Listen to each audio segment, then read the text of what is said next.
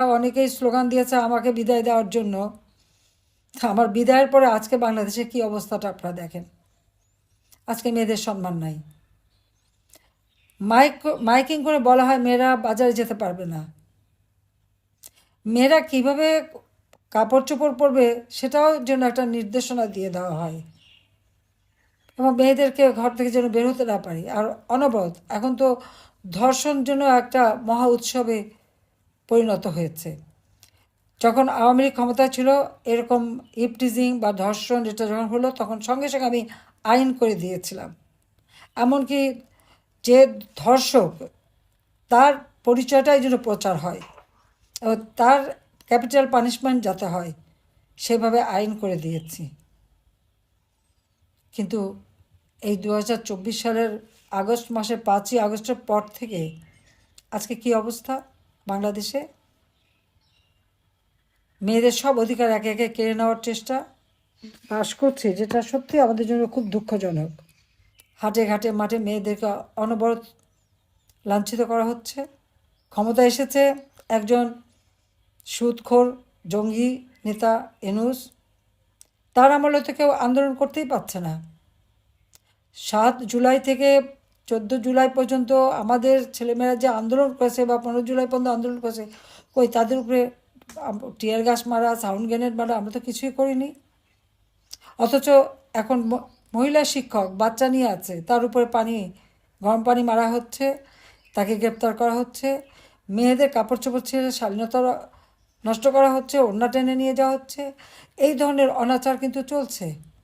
মাদ্রাসার শিক্ষকরা আন্দোলন করেছে, তাদের উপরে হামলা, 2জন মারা গেছে, সেটা লাশ গুম করে ফেলা হয়েছে। গার্মেন্টসের মহিলা শ্রমিকরা আন্দোলন করতে গেছে, সেখানেও তাদেরকে হত্যা করা হয়েছে এবং তাদের উপরে চড়া হয়েছে। এখন সাথে সাথে তাদের উপরে নির্যাতন। ছাত্ররা আন্দোলন করে, সেখানেও নির্যাতন। আজকে আমাকে কেউ স্বৈরাচার বলে, তাহলে আপনার বিচার করে দেখেন তো স্বৈরাচারটা কে? আমি তো সহনশীলতা দেখিয়েছি, আন্দোলন করেছে, সংগ্রাম করেছে, আমরা সহনশীলতা দেখেছি, আলোচনা করেছি, ছাত্রদের সব দাবি মেনে নিয়েছি। দাবি মানার পরেও তাদের এক দফা। অর্থাৎ আমি আর রেহানা 15 আগস্ট তো আমরা 2 বোন বেঁচে গিয়েছিলাম, কাজে আমাদের হত্যা না করা পর্যন্ত মনে হয় তাদের শান্তি ছিল না।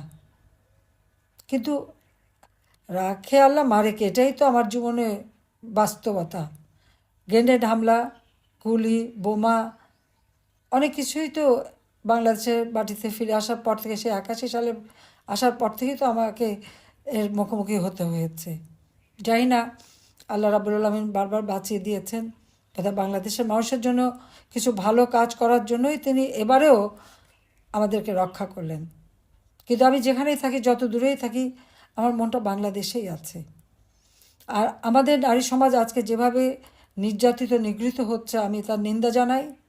এবং এই ডক্টর ইউনূস এ তো রাষ্ট্র চালাতে সম্পূর্ণ ব্যর্থ, রাষ্ট্র পরিচালনা ব্যর্থ।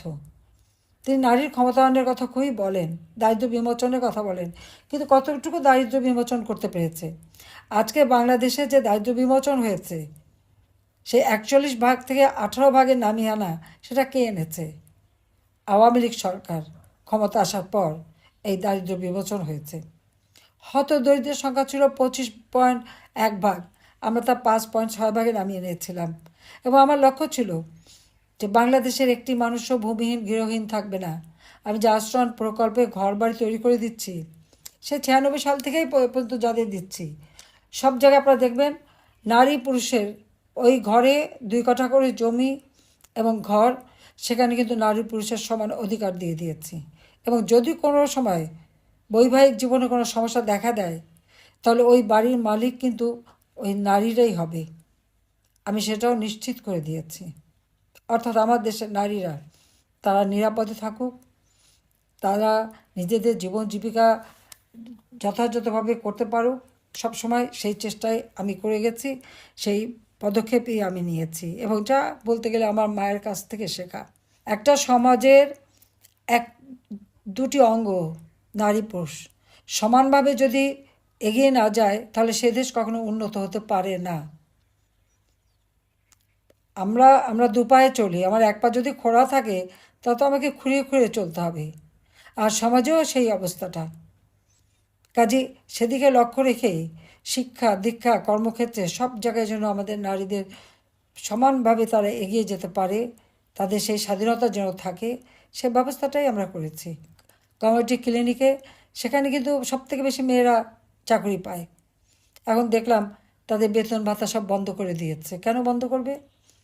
যেখান থেকে সাধারণ, বিশেষ করে আমার মেয়েরাই তো বেশি লাভবান, তাদের তো আর কারো মুখাপেক্ষি হয়ে থাকতে না, হেঁটে যেয়ে তারা চিকিৎসা নিতে পারে, সেই সুযোগটাও এরা এই ইউনিট সরকার এসে বন্ধ করে দিতে চাচ্ছে। যে কাজটাই করি সেটাই ধ্বংস করতে হবে, দেশটাকেই ধ্বংসের দিকে নিয়ে যাচ্ছে। কাজে আমি আমার বন্ধুদের বলবো এই নারী দিবসের সকলের কণ্ঠ সোচ্চার করতে, যে আপনারা সোচ্চার হন এবং রুখে দাঁড়ান।